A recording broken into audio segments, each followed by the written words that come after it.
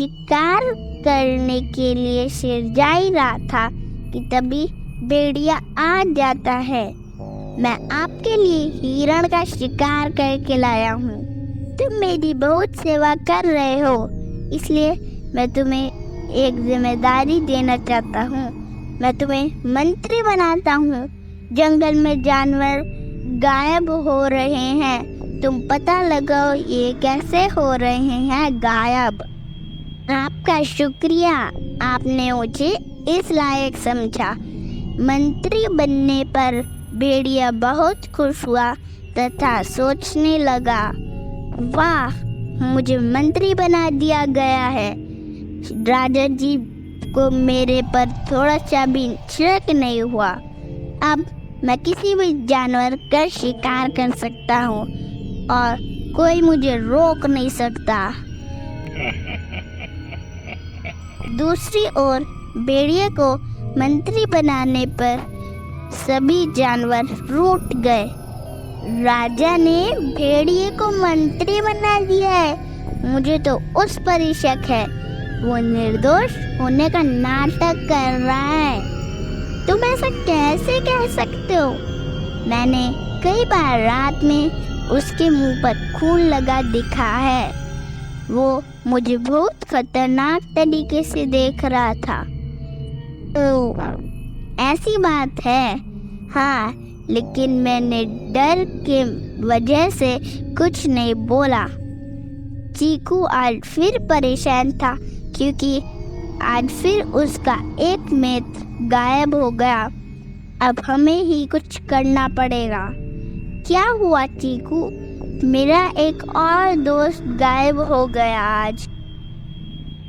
पता नहीं कौन जंगल में से एक एक करके जानवरों को गायब कर रहा है। जानवरों में एक बार फिर राजा के पास गए और शिकायत करी, जिससे राजस्व भी चिंतित हो गए हैं। अब हमें खुद इसका पता लगाना पड़ेगा। शेर को भेड़िए पर शक हो जाता है। वह छिपकर भेड़िए पर नजर रखता है। उसका पीछा करते हुए वह दिखता है कि भेड़िए एक हिरण का शिकार कर रहा है। फिर उसका खून चूसने लगता है। ये देखकर शेर बहुत डर जाता है। ये भेड़िया नहीं, उसके भेष में कोई और है। मुझे उसका पता लगाना होगा। शेर अपने दोस्त बंदर से भेड़िए के बारे में बात करता है। बंदर भाई, मैं तुमसे कुछ बात करना चाहता हूँ। अरे भाई, मुझे बुला लेते, मैं भी तो तुम्हारे भाई की तरह हूँ। नहीं नहीं, कोई जरूरी बात करनी है। क्या हो गया? शेर बंदर को भेड़िए के बारे में सारी कहानी बताता है। फिर तो ये कोई भूत है जो भेड़िए के शरीर में प्रवेश कर गया है। ओह, तो अब क्या करें? मेरे पास एक उपाय है। उसे बहला फुसलाकर एक गड्ढे में गिरा देते हैं, जिससे वो वापस हमारे जंगल में नहीं आ पाएगा। हाँ, ये ठीक है। बंदर भेड़िए को बहला फुसलाकर खाई के पास ले जाता है और वहाँ से उसे धक्का देता है। बचाओ बचाओ, अरे मर गया रे।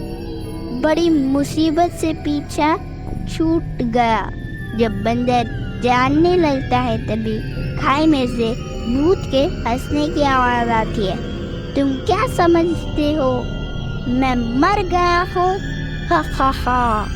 नहीं, यदि तुम सोचते हो कि मैं मर गया हूँ तो ये गलत सोच रहे हो। मैं मरा नहीं हूँ और मैं मर भी नहीं सकता। भेड़िए की आवाज सुनकर बंदर डर कर भाग जाता है और शेर को सारी बात बताता है। क्या? ऐसा कैसे? वो भेड़िया नहीं है, भेड़िया के भेष में भूत है। वो खाई में गिरने के बाद भी बाहर निकल आया।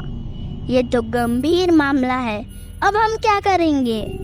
मुझे कुछ सोचने दीजिए महाराज। मेरे पास एक उपाय है। अच्छा, क्या उपाय है? मेरे चाचा जी कहते हैं कि गंगा जल से भूत से मुक्ति मिल जाती है।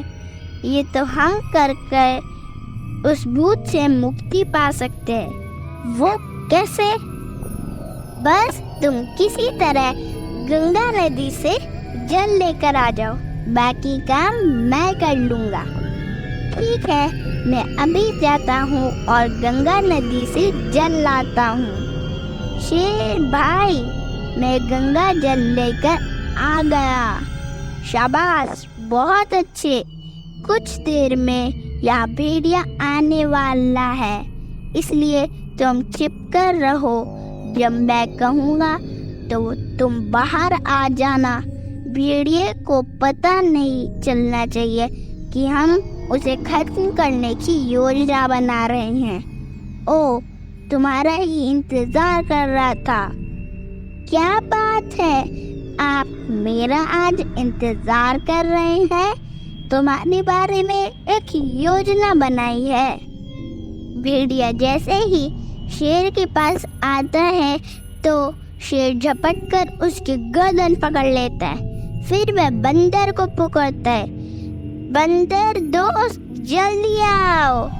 शेर बंदर को पुकारता है तो बंदर आ जाता है गंगा जल लेकर। अब तुम जल्दी से ये गंगा जल भेड़िए को पिलाओ। तभी भेड़िया शेर के चंगुल से निकलने की कोशिश करता है।